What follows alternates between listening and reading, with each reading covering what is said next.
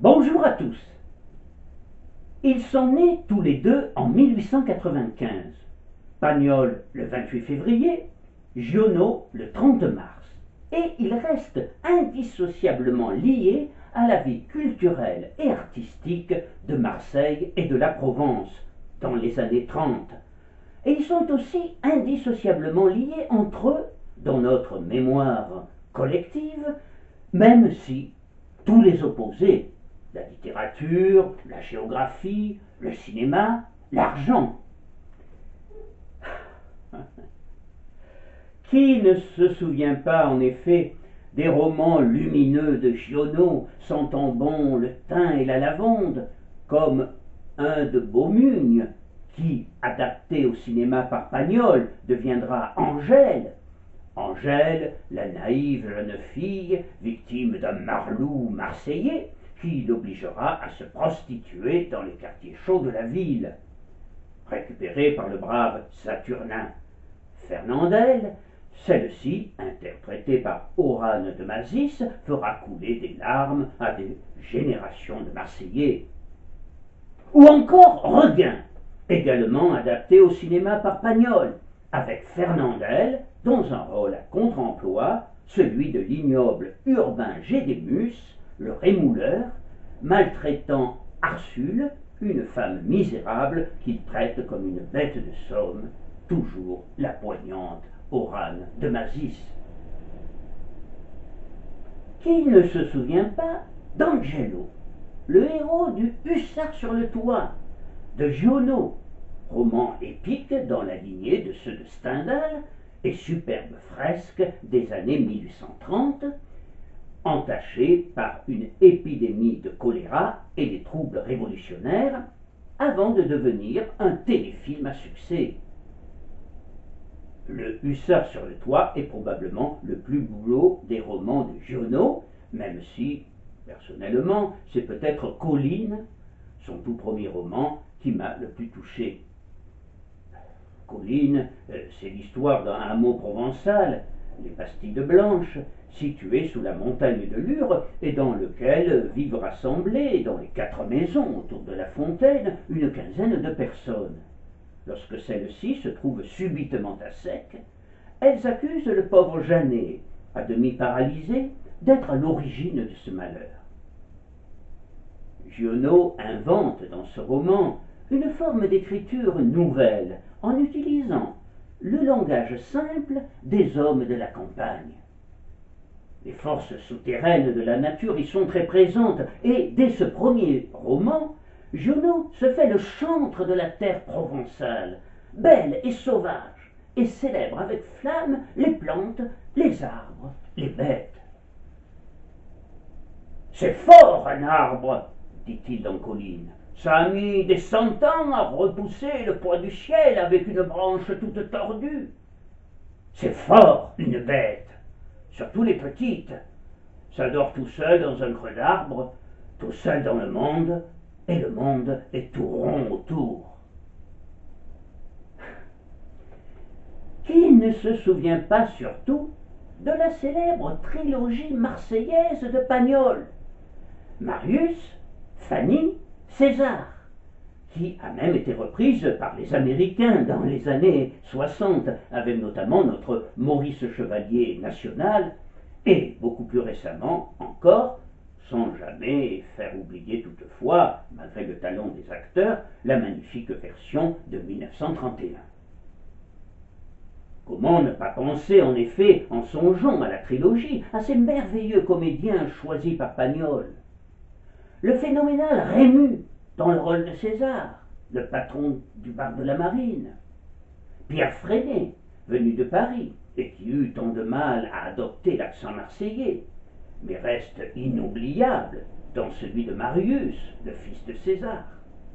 Orane de Mazis, émouvante Fanny, qui monta à la Vierge pour tenter de faire pardonner son péché, péché que reconnaîtra le remarquable Fernand Charpin, truculent Panis, maître voilier du Vieux-Port. Paul Dulac, l'infatué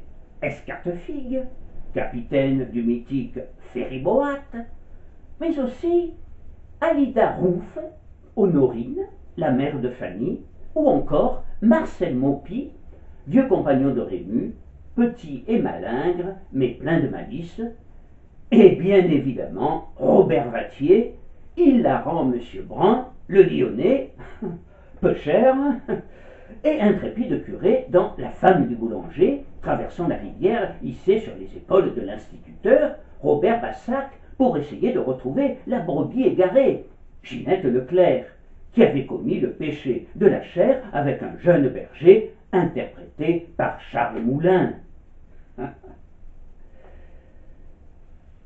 Quant à la mémorable partie de cartes dans Marius, où l'on apprend que c'est dans la marine française qu'il y a le plus de cocu, elle reste un morceau d'anthologie, avec notamment la fameuse scène entre Escartefigue, Panis et César.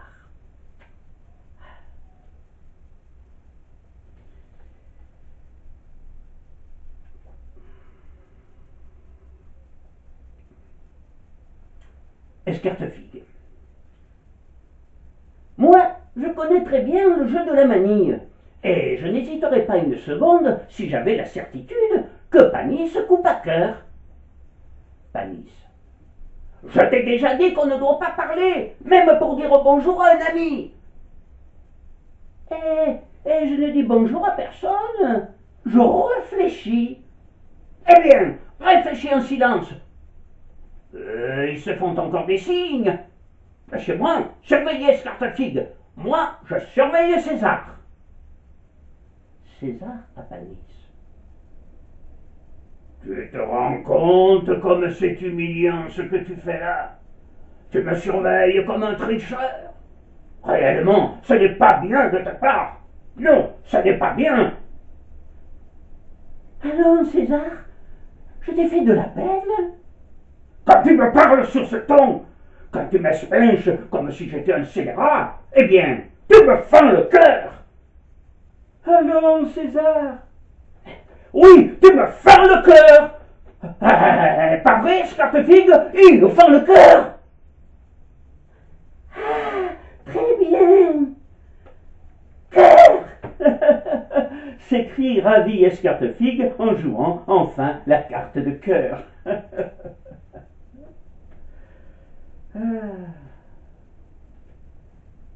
Qui a oublié dans Fanny l'étonnant Pétalugue, ce singulier bateau acheté par M. Brun sur le conseil de Panis, un bateau qui n'avait qu'un léger défaut, celui de tourner en rond autour de son hélice trop grosse pour lui. Le Pétalugue que l'on appelait le sous-marin. Enfin, qui n'a pas conservé au fond de sa mémoire, dans La femme du boulanger, l'épisode du retour de la chatte Pomponnette au logis de l'infortuné boulanger, qui aussitôt l'invective. Ah, mais regarde, la voilà, la Pomponnette. Garce, salope, ordure, c'est maintenant que tu reviens. Le pauvre Pompon dit, il s'est fait un mauvais sang d'encre pendant ces 3 jours. Il tournait, il virait, il cherchait dans tous les coins. Plus malheureux qu'une pierre, il était. Et elle, pendant ce temps-là, avec son chat de gouttière, un inconnu, un bon à rien, un passant du clair de lune. Qu'est-ce qu'il avait de plus que lui? Rien. Rému, Fernandel, Andrès, mais aussi Scotto, Sarville, Alibert, les rois de l'opérette marseillaise, tous ces excellents comédiens ont ému aux larmes et fait rire aux éclats les Marseillais et les Provençaux des années 30.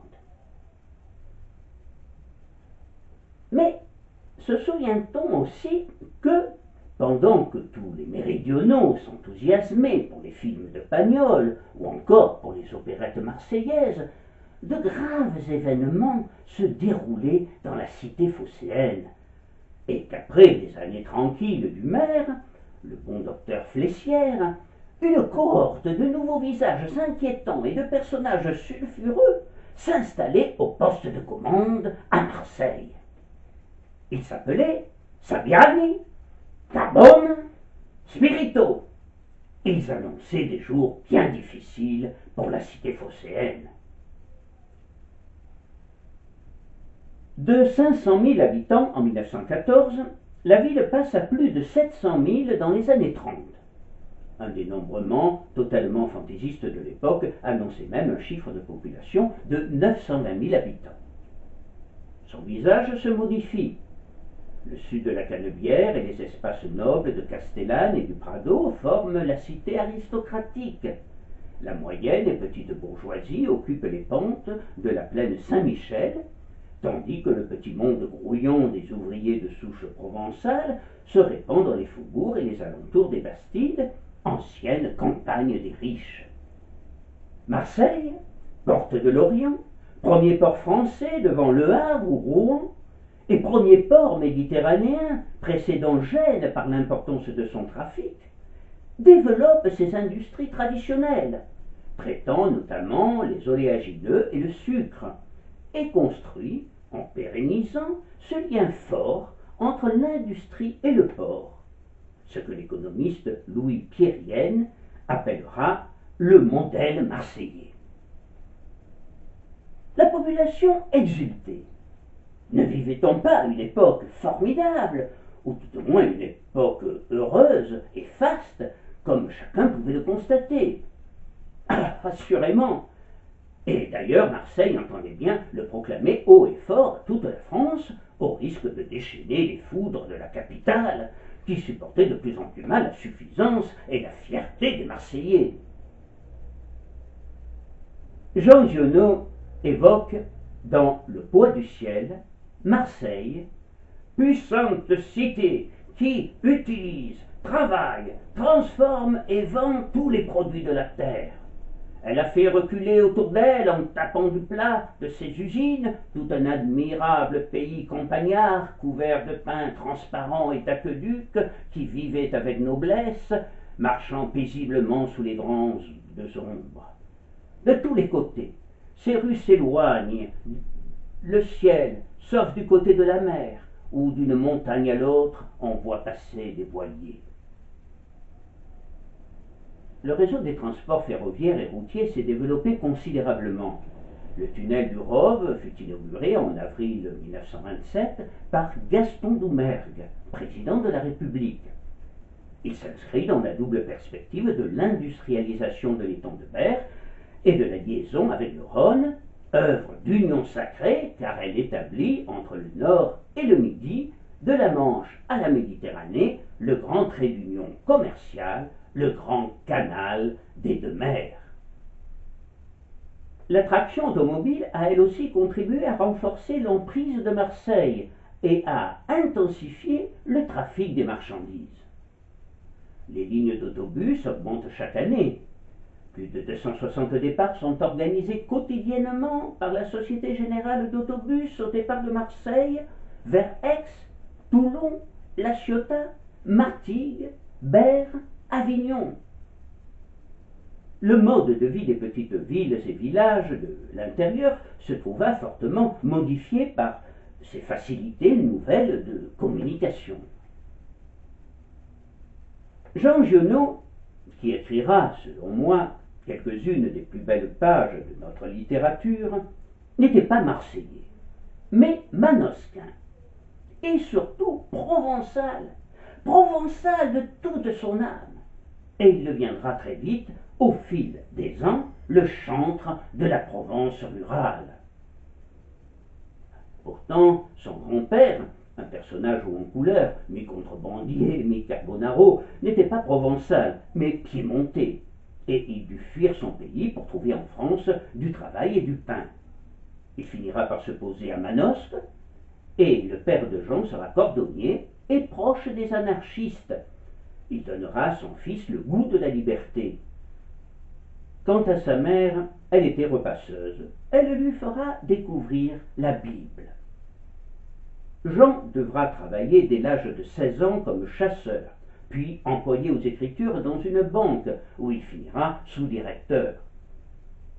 À 20 ans, son meilleur ami et nombre de ses camarades de son âge ayant été tués à ses côtés lors de l'effroyable guerre de 1914, le futur grand romancier restera profondément choqué par l'horreur et l'atrocité de la guerre, les massacres, la barbarie, la violence de ce qu'il a vécu dans cet enfer, et il deviendra un pacifiste convaincu.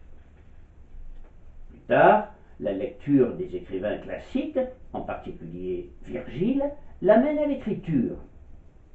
C'est grâce au succès de Colline qu'il peut acheter sa maison, le Paraïs, à Manosque. À partir de là, l'écriture reprend désormais de plus en plus d'importance dans sa vie, si bien qu'après la liquidation en 1929 de sa banque, il décida d'arrêter toute activité professionnelle pour se consacrer exclusivement à son œuvre. Il manqua de peu le prix Goncourt pour Colline en 1929, mais il reçoit le prix américain Brentano ainsi que le prix Northcliffe en 1930 pour son roman Regain. Il est nommé chevalier de la Légion d'honneur en 1932. Les événements du début des années 1930 le poussent par ailleurs à s'engager politiquement. Il adhère à l'Association des écrivains et artistes révolutionnaires, la EAR, de mouvance communiste. Sous l'impulsion de la section marseillaise de cette association, Marseille se verra dotée en 1936 d'une maison de la culture, 68 rue Sainte, qui sera la première en province après celle de Paris. Elle sera inaugurée par Louis Aragon le 25 mars sous la présidence d'honneur de Jean Giono. Mais Giono, par méfiance, s'éloignera rapidement de la EAR. Lorsque les prémices d'une nouvelle guerre se manifestent, Jean Giono, dont on a vu qu'il était un pacifiste convaincu, rédige alors ses fameuses suppliques au refus d'obéissance, lettres aux paysans sur la pauvreté et la paix, précisions et recherches de la pureté. Le soir de la mobilisation, avec plusieurs de ses camarades, il colle à Marseille des affichettes « Non » sur les affiches de mobilisation et des papillons « Tu ne tueras pas » sur les portes des églises. C'est alors que l'anarchiste Louis Lecoing lui propose son tract « Paix immédiate ». C'est en raison de ce tract, et non pour insoumission, car il avait bien répondu à l'ordre de mobilisation et avait rejoint sa caserne à Digne, qu'il sera arrêté et incarcéré au Fort Saint-Nicolas. Il sera libéré 2 mois plus tard, à la suite de démarches multiples de ses amis, dont celle d'André Gide. Mais les tracts Paix immédiate seront encore diffusés, ainsi que des papillons collés sur les vitrines des magasins, portant des citations de l'écrivain, et notamment ces mots « Je n'ai honte d'aucune paix, j'ai honte de toutes les guerres ». Libéré de ses obligations militaires, il continuera à publier, pendant la guerre, sans respecter la directive du Comité national des écrivains, et il sera à nouveau emprisonné en septembre 1944, principalement pour avoir fait paraître 2 cavaliers de l'orage dans La Gerbe, journal collaborationniste, et un reportage photo, publié d'ailleurs sans son accord, dans Signal, sorte de Paris Match nazi. Il ne sera finalement libéré qu'en janvier 1945, sans jamais avoir été inculpé. Dans les années qui suivirent, il reprit la plume, publiant avec succès, notamment Mort d'un personnage, Les âmes fortes, et surtout Le Hussard sur le toit en 1951. Le Manosquin est sans doute l'écrivain de son temps qui s'est le plus intimement nourri de l'œuvre de Stendhal. Ne dit-on pas qu'il vécut toute la Grande Guerre avec en poche un exemplaire de la Chartreuse de Parme? Tous les romans remarquables de Jean Giono lui permirent, après ses problèmes avec les autorités en 1944, de regagner sa place parmi les plus grands écrivains français du XXe siècle.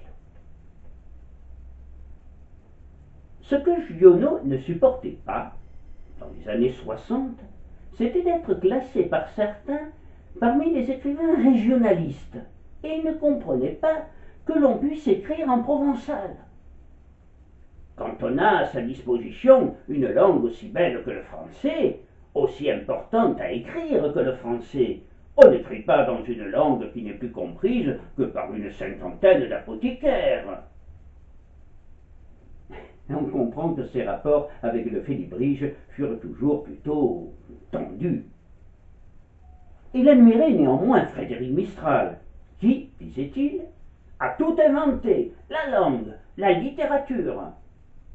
Mais il ajoutait aussitôt, si on lit Mistral à Paris, on ne lit pas Mistral en Provence, et les mots qu'il emploie sont incompréhensibles pour les paysans et pour moi.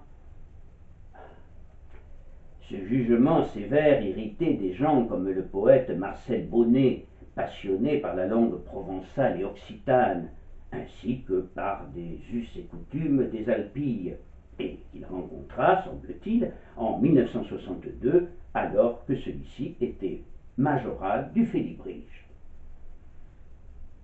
Même s'il revendiquait haut et fort sa préférence pour la Haute-Provence, le pays sur lequel se sont éboulées les Alpes, il aimait aussi la Basse-Provence, en particulier les Alpilles, et le grand faisceau de pierre des Baux-de-Provence, contrairement à ce qu'a prétendu l'un de ses biographes, sans doute mal informé.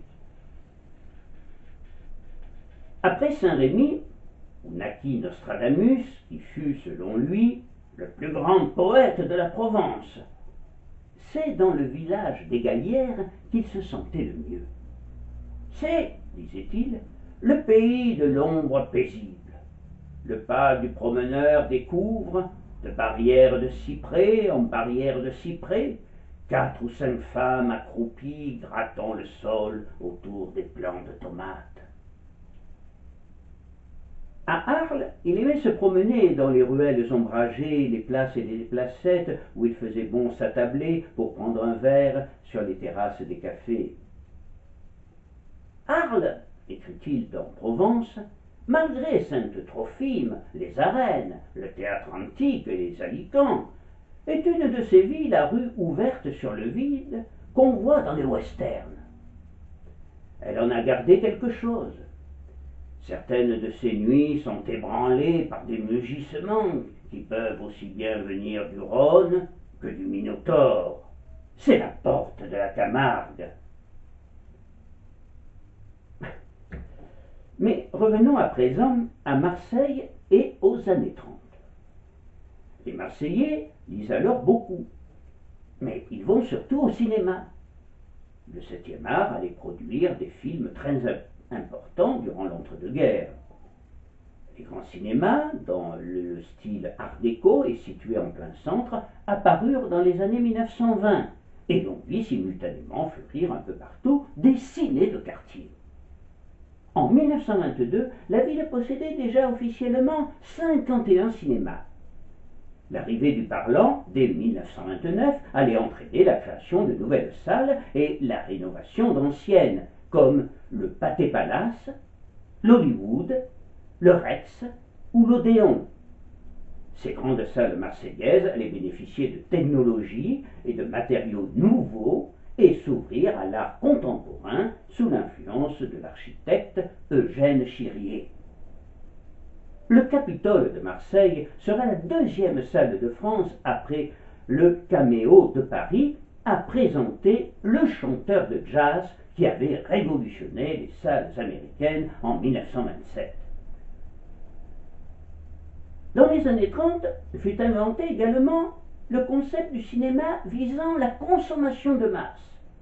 Ce fut la naissance du groupe Le Cinéac, qui permettait au public d'entrer et de sortir à volonté, les séances étant permanentes. Le Cinéac Petit Marseillais, ouvert en juillet 1935, connut un succès considérable, en raison du fait qu'il était permanent de 10h du matin à 1h de la nuit, et également de son prix modique de 2 francs. Il donnait à la fois sur la Canebière et le boulevard Garibaldi, et les 2 accès formaient une petite rue du Petit Marseillais. qui contournait l'arrière de l'immeuble d'angle. Là était installée une sorte de salle des dépêches avec horaires des trains et des bateaux, météo, cours de la bourse et divers renseignements sur la ville. Sa salle contenait 600 places et, autre innovation remarquable, elle était climatisée. En décembre 1936 s'ouvrit le premier complexe cinématographique à salles multiples de France, le 3 salles Marseille Matin, avec sa grande salle carrelée de blanc, surmontée d'un coq tricolore, emblème de son concepteur, le journal Marseille Matin et Jean Fraissinet. À la fin des années 30, doté de 80 cinémas, dont plusieurs cinéaques permanents, et de l'unique multisalle de France, et d'un cinéma de plein air au Château des Fleurs, Marseille pouvait s'enorgueillir de sa réussite exceptionnelle dans le domaine du cinéma et de son rôle de premier centre commercial du cinéma à la veille du second conflit mondial. Marseille sera sans doute durant cette période l'un des lieux les plus filmés qui soit. Décor pittoresque de nombreux films, avec son port, son pont transbordeur, la tour Eiffel marseillaise, sans oublier son emblématique château d'If, à travers les multiples versions du Comte de Monte Cristo au cinéma. La cité phocéenne deviendra, après Paris, la ville française la plus connue dans le monde. La Méditerranée occupera toujours une place essentielle dans ce succès, car intimement liée à Marseille, elle avait, et elle a toujours, ce pouvoir de parler à l'imagination et d'inspirer poètes et cinéastes. C'est elle qui fut à l'origine d'une expérience littéraire originale, celle des Cahiers du Sud, une revue dirigée pendant des décennies par Jean Ballard, et qui s'ouvrait à tous les courants intellectuels, et fut un espace de rencontre entre les hommes et les idées, et surtout un espace exceptionnel de liberté contre tous les totalitarismes dans les années 30. Pour en rester au domaine du cinéma, il faut noter que des studios commencèrent à fonctionner dans la ville dès le début des années 30. Mais déjà en 1936, la société Phocéa Film avait monté le premier studio permanent dans le quartier de la Croix-Rouge. Et c'est en 1935, rue Mermoz, que s'installa avec son équipe un certain Marcel Pagnol. Celui-ci écrira en incipit de la gloire de mon père: « Je suis né dans la ville d'Aubagne, sous le garlaban couronné de chèvres, au temps des derniers chevriers. » Marcel Pagnol fera toutes ses études secondaires à Marseille, au lycée Thiers, et obtiendra une licence S-Lettres à l'université d'Aix-en-Provence. Il enseignera dans divers établissements scolaires de la région, puis sera professeur adjoint à Marseille avant d'être nommé à Paris au lycée Condorcet.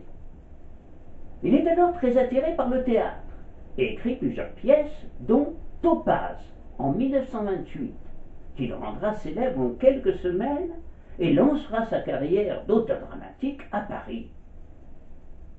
Mais c'est la nostalgie de Marseille qui l'incite à écrire une pièce marseillaise contre l'avis de son entourage. Et c'est ainsi qu'en mars 1929, Marius, pièce en 4 actes et 6 tableaux, est créée au Théâtre de Paris avec l'éblouissant Rému, de son vrai nom Jules Murer, dans le rôle de César. Pourtant, lorsque, lors de leur première rencontre, Pagnol lui avait confié le manuscrit de la pièce, Rému l'avait accepté avec circonspection. « Entre gens du Midi, il faut s'entraider.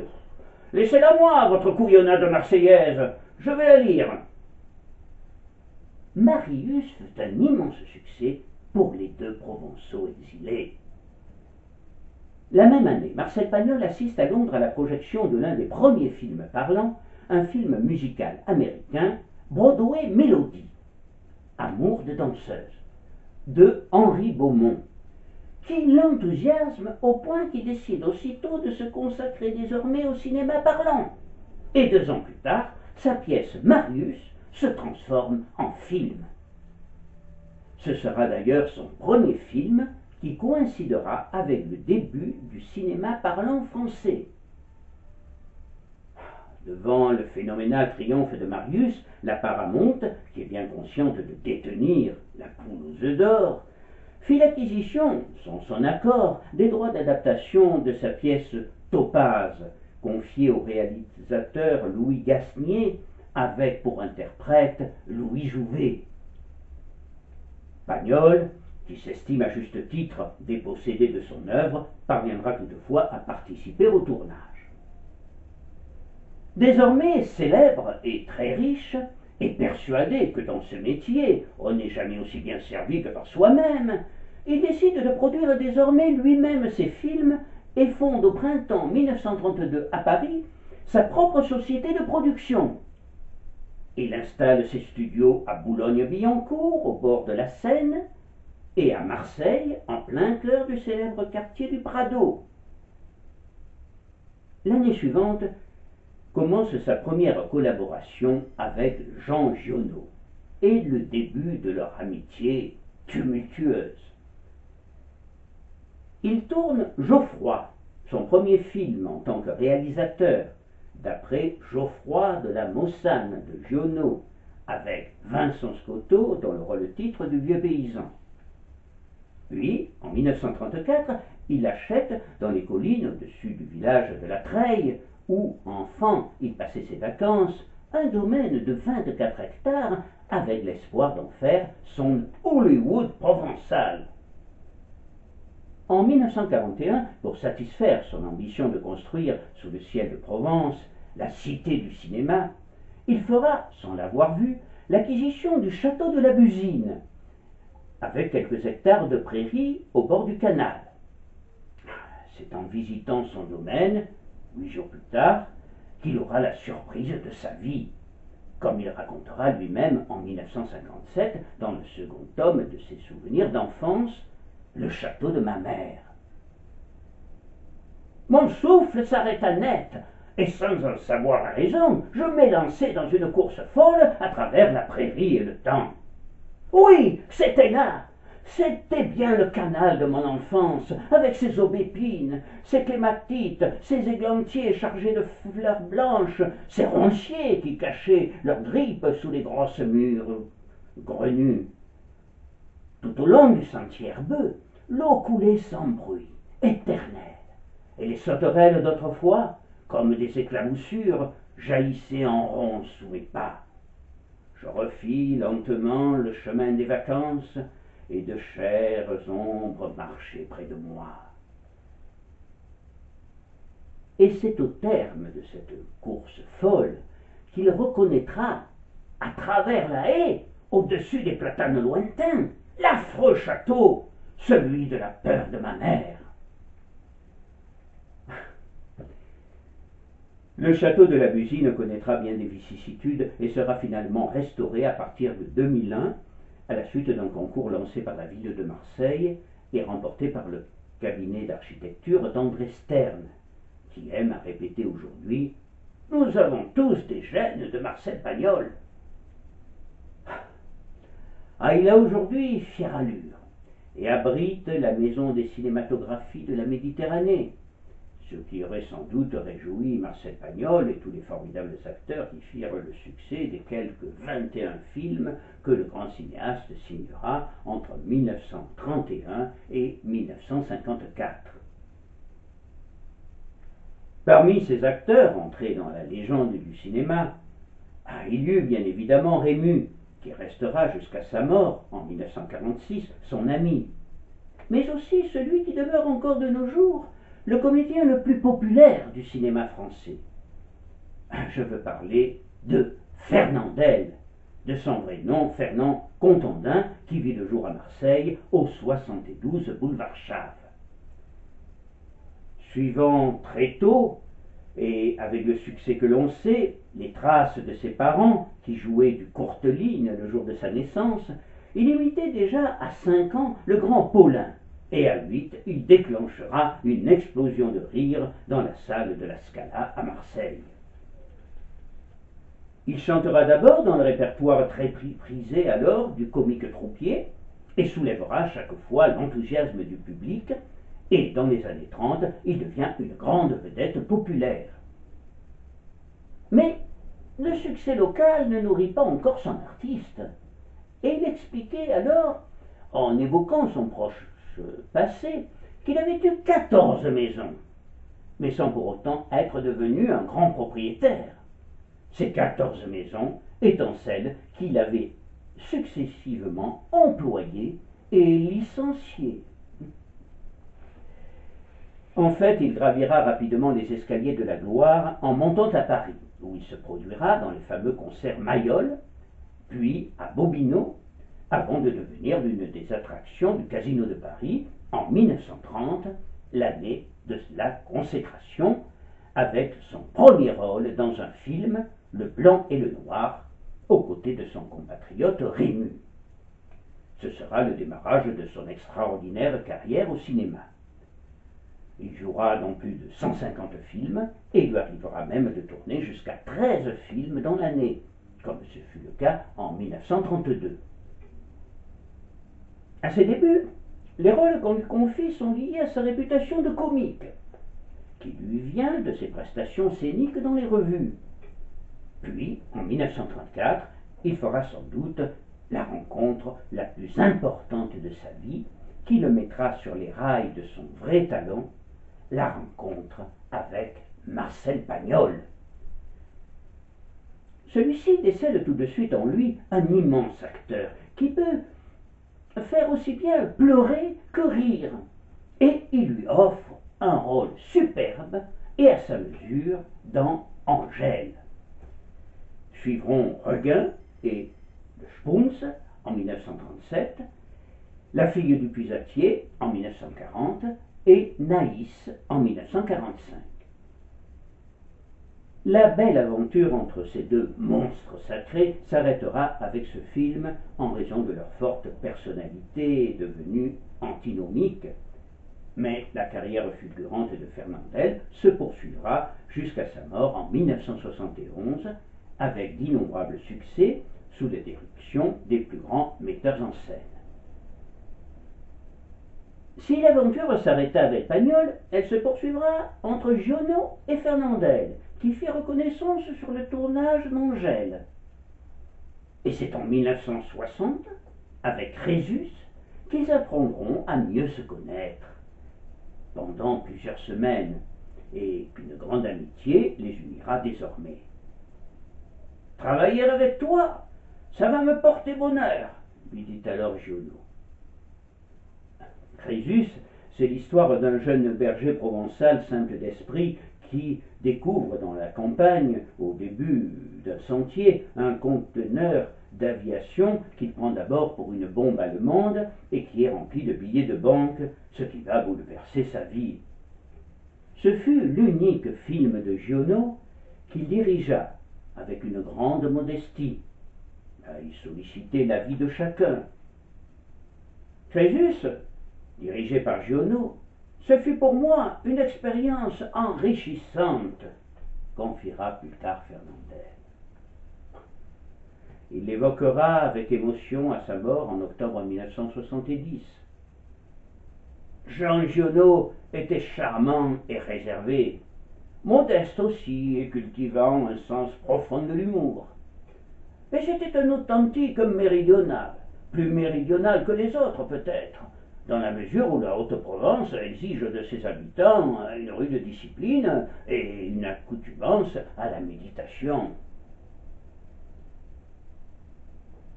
En 1933, comme je l'ai dit précédemment, Marcel Pagnol réalise Geoffroy de la Maussane, d'après une nouvelle de Giono, une histoire écolo avant la lettre, celle d'un vieux paysan qui a vendu son verger à son voisin en lui interdisant de toucher aux arbres. Une nouvelle de Giono qui ravit le public, sauf Giono, qui menace Pagnol.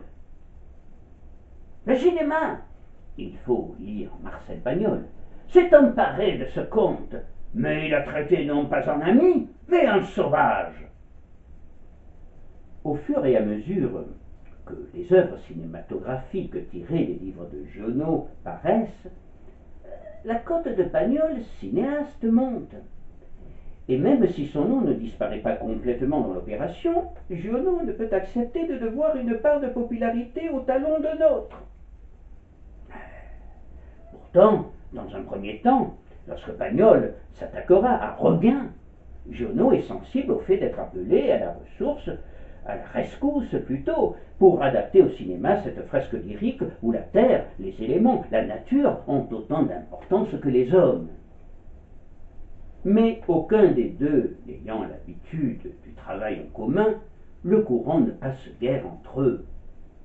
Pagnol agit en patron, Giono en solitaire humilié. Au bout de quelques jours, Giono préfère repartir respirer l'air de ses chères collines. Mais il donne carte blanche à Pagnol, quitte à le regretter. Et il le regrettera et écrira amer en 1937 à propos de Roguin. Tu t'étais forcé de faire un Roguin maigre. Pagnol en a tiré un film essoufflé, boursouflé, adipeux. Mais pour en revenir à Angèle, où Fernandel se révéla être pour la première fois un très grand acteur, il faut savoir que Marcel Pagnol s'était grandement inspiré pour son film du roman de Jean Giono, Un de Beaumugne. Pagnol et Giono, malgré leurs fréquentes disputes, depuis Geoffroy de la Maussane, étaient toujours très liés. Nous sommes le jour de la première de la projection d'Angèle à Marseille, le vendredi 28 septembre 1934, tout en haut de la Canebière, au cinéma L'Odéon rénové. Les Marseillais, curieux et fébriles, se pressent pour assister à la projection de ce nouveau film de Marcel Pagnol, qui devrait, dit-on, faire sensation. Dans la salle, le public, qui s'est aussitôt transporté dans l'histoire, s'indigne lorsque Angèle, la pure et naïve jeune fille incarnée par Orane de Masis, est séduite par Louis, le marlou marseillais, incarné par Andrès, et contrainte à la prostitution dans les bas quartiers du port de Marseille, où le brave Saturnin, Fernandel, viendra la chercher pour la reconduire à la ferme isolée, la ferme natale. Le marlot marseillais fait partie déjà depuis quelques années du folklore de la ville. Il représente la séduction, l'hypocrisie, le vice et la cupidité, et en somme le pire de ce que peut engendrer une grande cité, en l'occurrence Marseille. Si Marseille représente le mal, la violence et les pires instincts de l'homme, il en est tout autre chose à la campagne. À la campagne, en revanche, on est honnête, probe, sans malice. C'est bien ce qu'affirmait alors Jean Giono, très attaché comme on l'a vu à sa terre provençale, et qui se défiait de plus en plus de la ville, qui pour lui était synonyme de mal, et par conséquent, assure-t-il alors, que des hommes déshumanisés est-il associé à l'idée de vice, de vulgarité et de laideur. Marseille ne produisait que cela. Quelques années plus tard, dans Triomphe de la vie, paru fin 1942, il dressera une peinture acerbe et sans indulgence de la cité phocéenne. Il écrit notamment: il y a ici 1 million d'hommes et de femmes réunis tous ensemble, entassés sur une petite portion de sol parfaitement stérile. La terre, qu'ils ne font que piétiner, ne produit rien. Pas un gramme de matière mangeable. Et ce million d'hommes et de femmes mangent 2 à 3 fois par jour. Oh, il faut vraiment que, à cause d'eux, beaucoup de ceux qui travaillent à produire des choses mangeables se démusellent en travail et projet. ce qui forcément finit par tout détraquer. Ne serait-ce qu'en faisant entrer la démesure dans l'esprit de ceux qui ont besoin de la mesure pour vivre heureusement. Alors à moi, qui suis paysan, à 100 ou 200 kilomètres d'ici, Marseille me colle quand même sa maladie, qui est une sorte d'éléphantiasis.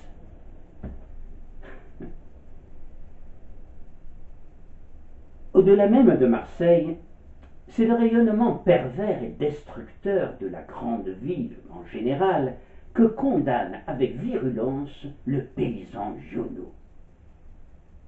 Ses premières œuvres s'enracinent profondément dans la Provence, une Provence rurale, dure et plutôt austère, et elle glorifie la paysannerie et l'artisanat. On en viendra même, à la Libération, à lui reprocher sa valorisation de la terre sous prétexte que ce fut un grand thème pétainiste, comme on lui reprochera, nous l'avons vu, son pacifisme.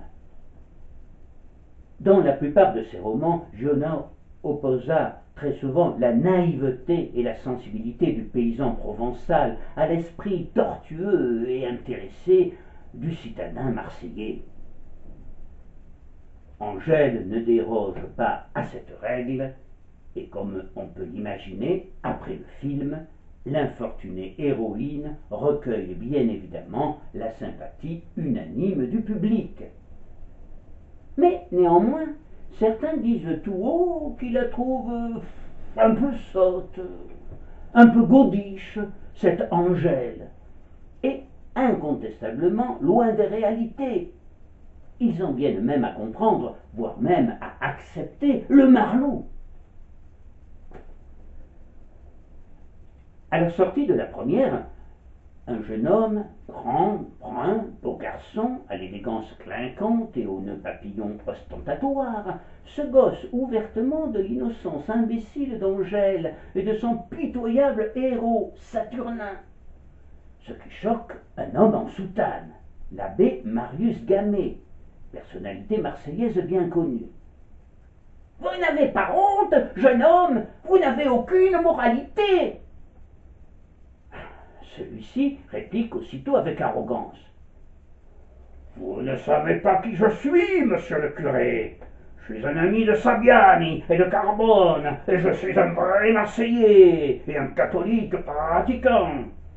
Mais si vous voulez donner un exemple à notre jeunesse, une pauvre fille idiote et un demeuré mental, je trouve ça lamentable. »« Jeune homme !» réplique l'abbé, la mine furieuse. « Vous êtes peut-être Marseillais et bon chrétien, mais vous n'en déshonorez pas moins notre ville. » Les autres spectateurs interviennent alors en défendant le prêtre et le film. Il est vrai que le Marlou, dans Angèle, n'est pas le personnage parfaitement odieux auquel on pourrait penser, et que Angèle fait un peu sourire par sa naïveté. Cela s'explique sans doute par le fait que Marcel Pagnol avait une grande affection pour les Marseillais, et qu'à travers lui, même les mauvais garçons avaient des accents de sincérité, une certaine bonhomie, et engendraient presque la sympathie. Cette affection, un tantinet rationnel de Pagnol pour les Marseillais, même pour les mauvais garçons, avait le don d'agacer Giono.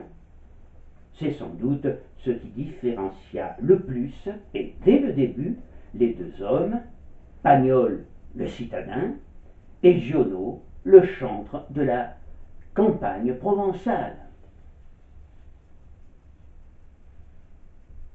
Si leur collaboration autour d'Angèle semblait en quelque sorte aller de soi, en fait, voyez-vous, il n'en fut rien. La presse, dépassant les clivages politiques, encensa unanimement le film, et le périodique communiste Rouge Midi s'accorda sur ce point avec le petit Provençal. Quelle vie, quelle profondeur! Mais Giono ressentit comme un malaise à la projection d'Angèle et s'estima trahi par le film. « J'étais frappé par Angèle comme d'un coup de bâton en pleine figure. écrit-il à Louis Brand, directeur des éditions Grasset, et il affirma haut et fort n'avoir jamais collaboré à ce film. Il faut bien le reconnaître, Pagnol, dans Angèle, comme dans ses autres adaptations de Giono, s'emploie, par touches successives, à réhabiliter en quelque sorte Marseille, dès lors qu'il avait acheté en 1932 les droits d'adaptation pour l'écran d'Angèle et d'autres romans de Giono, et qu'il avait toute latitude pour les arrangements qu'il souhaitait. Ainsi, par exemple, la plupart des lieux évoqués dans Angèle sont situés dans les Bouches-du-Rhône, à portée des fameux tramways de Marseille. Et on arrive presque à oublier que le roman de Giono a pour cadre les Basses-Alpes, et que son action se déroule presque exclusivement tout près de Manosque, la ville natale du romancier. En fait, la rencontre de dupes entre Angèle et Louis en évoque une autre, celle de Pagnol et de Giono, du génial réalisateur et de l'immense romancier. Giono en voudra longtemps à Pagnol d'avoir voulu, en somme, presque à la sauvette, réhabiliter Marseille et ses voyous. Évoquant Angèle et Louis, il écrira à un ami: dans cette chose, c'est deux pays qui se sont battus, le mien et un autre. Le mien, droit et solide, l'autre, Marseille, tort et le cœur pourri. A l'inverse, Pagnol restera toujours fidèle à Marseille, et il fera vivre à travers ses films un petit peuple urbain très vrai, qui attire toujours la sympathie et fait parler son cœur, même s'il n'est pas exempt de défauts et de vices.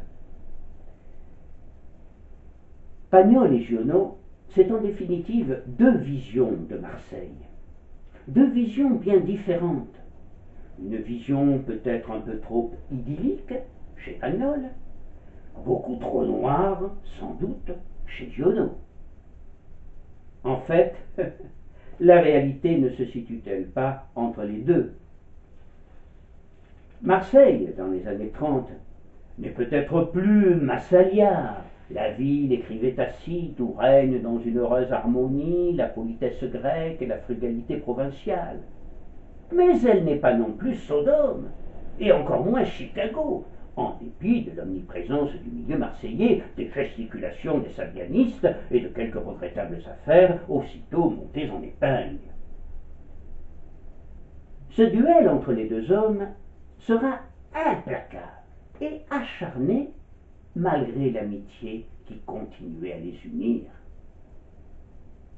À ce moment-là, du haut des tours de Manosque, on commence à décrocher des flèches. Giono, dit-on, est un gros naïf, et Pagnol, un petit malin. Les Manosquins n'ont pas vraiment tort, et ce duel, d'abord bon enfant et à fleuret moucheté, finira par se terminer au tribunal. Quelques années plus tard, Giono intente un premier procès à Pagnol pour plagiat, en rappelant, à juste titre, que La femme du boulanger, c'est une adaptation de Jean le Bleu. C'est donc du Giono, de même que Angèle, ou bien encore Requin.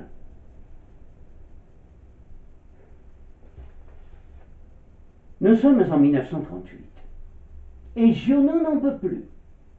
Voilà 5 ans que Pagnol pille, que Pagnol dénature, qu'il fait du Pagnol avec du Giono.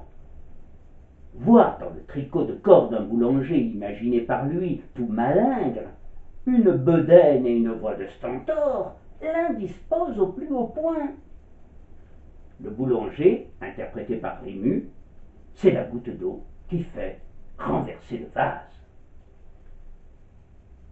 Il est incontestable que Pagnol est un petit malin, comme disaient les Manosquins, car il a su voir tout le parti qu'il pouvait tirer de la panique qui régnait dans les grands studios de cinéma avec l'arrivée du parlant. Ce que voulait alors le public, ce n'était pas un boulanger tout rikiki et pleurnichard, mais un personnage haut en couleur, qui fait entendre sa voix et pousse des gueulantes. Et il faut bien reconnaître que Rému au cinéma donne une autre dimension au personnage du boulanger et s'éloigne complètement du boulanger du roman de Giono. Devant le succès de son boulanger, Pagnol récidive. Et ça, Giono ne peut le supporter. Alors, Giono se souvient opportunément que le contrat de cession des droits signé avec Grasset précisait que les scénarios porteraient la mention scénario de Marcel Pagnol et Jean Giono. Or, Pagnol indiqué au générique et sur les affiches d'après l'œuvre de. Giono exige donc la fin de l'exploitation des ouvrages et réclame des dommages et intérêts importants, entraînant la vive réaction de Pagnol, qui souligna justement que le plaignant ne participa jamais, ni de près ni de loin, à l'adaptation de ses livres au cinéma. Le 14 octobre 1941, le tribunal de Marseille, dans un souci de conciliation, donne acte à Pagnol de signer en solitaire le travail accompli seul et accorde à Giono ses droits d'auteur. C'est un jugement de Salomon qui toutefois est une conséquence néfaste. Désormais, il n'y aura plus de film signé Pagnol d'après Giono. Mais surtout, il n'y aura plus, non plus, de grands films de Pagnol tout court, comme si le moule s'était soudainement brisé. En effet, à l'exception de Manon des Sources en 1952, à la Treille, l'œuvre sans doute la plus gionesque de Pagnol, dans laquelle on retrouve les thèmes chers à Giono de l'eau, de la terre et de la nature farouche, Pagnol ne tournera plus de chef-d'œuvre, même s'il traduira en langue parlée 3 contes d'Alphonse Daudet, Le secret de Maître Cornille, L'élixir du révérend père Gaucher et les 3 messes basses. Ce sera sa dernière grande œuvre pour le cinéma. Quant à Giono, ses rendez-vous avec le cinéma seront le plus souvent des rendez-vous manqués. Et ce n'est qu'en 1960, il a alors 65 ans, qu'il signera Crésus, qui fut boudé par le public, malgré la présence de Fernandel. En 1963, il récidive pourtant en écrivant le scénario et les dialogues d'Un roi sans divertissement, réalisé par François Leterrier avec Charles Vanel, Claude Giraud et la chanteuse Colette Renard. Il fait lui-même les repérages sur le plateau d'Aubrac, où le tournage a lieu en plein hiver, et il vit toutes ses exigences satisfaites. Mais, à l'exception de Jean Cocteau, le public comme la critique boudèrent ce film, dont on n'a retenu aujourd'hui que la complainte de Jacques Brel. Pourquoi faut-il que les hommes s'ennuient? Déçu et amer, Giono déclara en 1965 « Le cinéma est très loin de moi. Ce n'est pas un art, c'est une industrie. » Il n'avait pas tout à fait tort. Ah, le cinéma avait bien changé depuis les années 30. Et Pagnol était alors du même avis. Les 2 frères ennemis s'étaient alors réconciliés. Et Pagnol répétait à tout bout de champ « Giono est le plus grand écrivain français contemporain. » Cette réconciliation s'était produite sur le plateau de Ganagogie, où Pagnol tournait les lettres de Montmoulin. Un matin, Pagnol eut la surprise de voir arriver Giono, qui se précipita sur lui et lui tomba dans les bras. C'en était fini de 16 années de bouderie. Les lettres de Montmoulin de Pagnol n'obtinrent pas le succès espéré.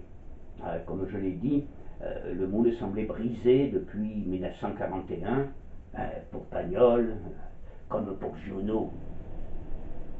Les années 60 seront pour les 2 hommes des années nostalgie. Mais la vie n'en continuait pas moins pour eux, après l'intermède douloureux de la guerre et leur semi-échec au cinéma. Giono continua à écrire. L'Iris de Suse fut le dernier roman qui fut publié de son vivant.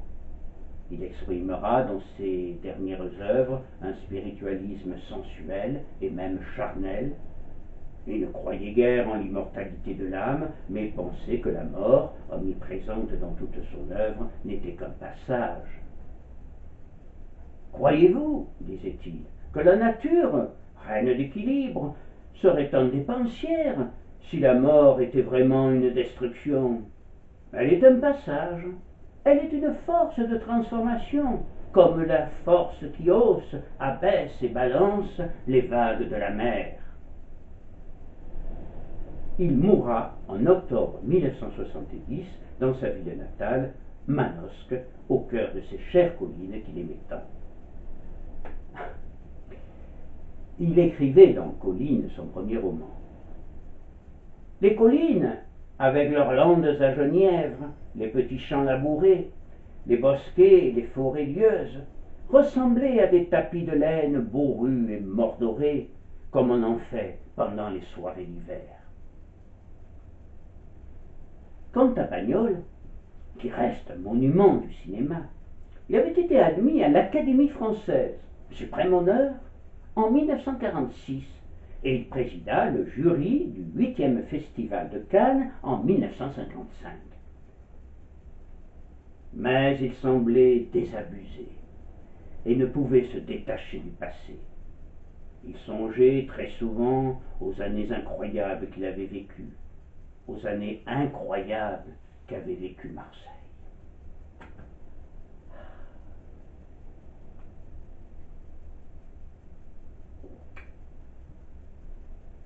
Incroyables années, en effet, que celles qui précédèrent le grand chaos de la Seconde Guerre mondiale à Marseille. Années joyeuses, où les Marseillais chantaient et s'amusaient au rythme des opérettes marseillaises et riaient à la vision des films de Pagnol. Années amères et difficiles, avec des tensions politiques et sociales et des événements dramatiques dans lesquels il n'avait aucune responsabilité, comme l'assassinat du roi Alexandre de Yougoslavie sur la Canebière en 1934, ou l'incendie des Nouvelles Galeries en octobre 1938, mais qui les firent désigner du doigt par la France entière comme le vilain petit canard de l'Europe. Il faut bien avoir dans l'esprit que les Marseillais avaient la conscience tranquille et parfois hurlaient avec les loups, s'en prenant à leur ville qui décidément ne savait pas tenir son rang.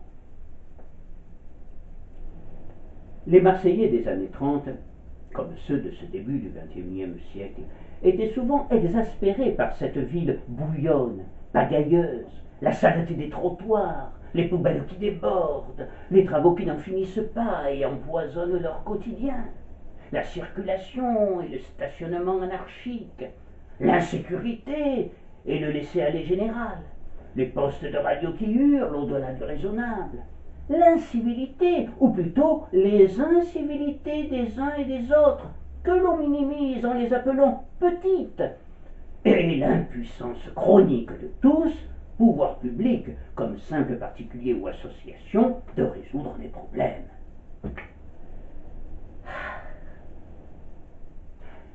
Alors parfois ces Marseillais des années 30, excédés par tout ce qu'ils voient et entendent, éclatent et pestent contre leur ville en l'affluant des pires noms d'oiseaux, même si en réalité ils l'aiment de tout leur cœur.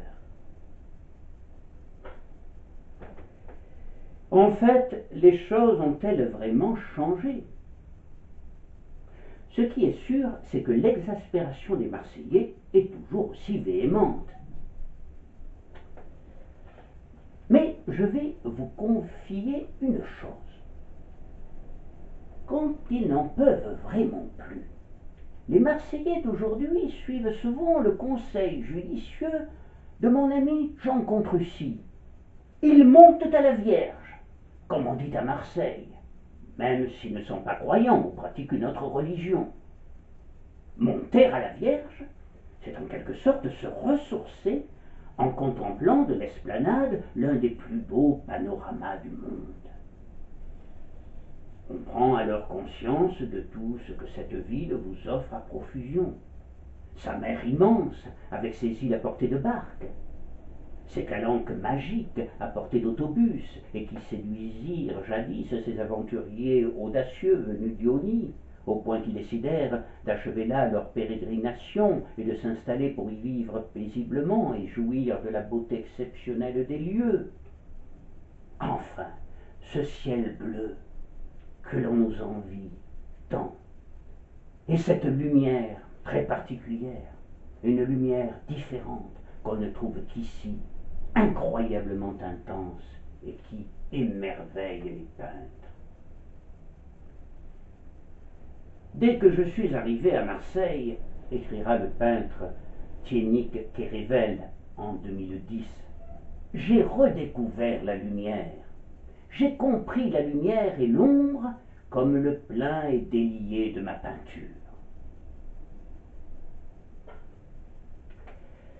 Alors, comment ne pas oublier nos récriminations contre cette ville?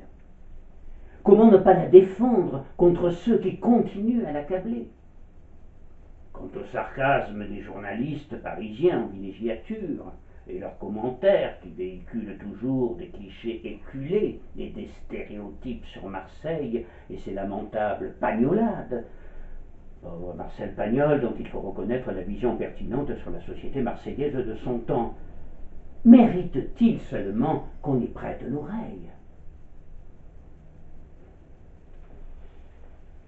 Marcel Pagnol s'éteindra en avril 1974, à l'âge de 79 ans, victime d'un cancer, 4 ans après son ami Jean Junot.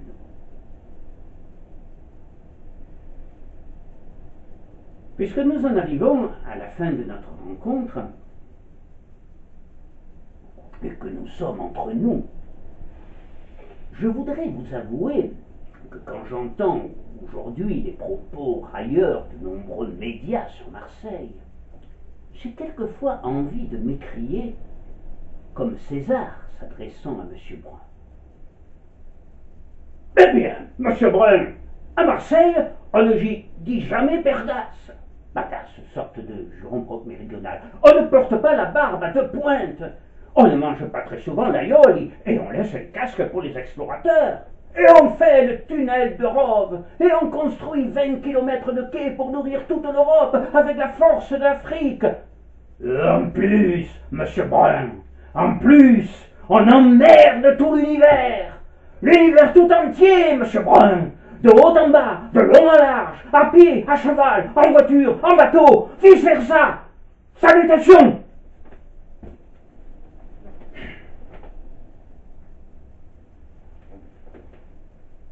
Je vous remercie.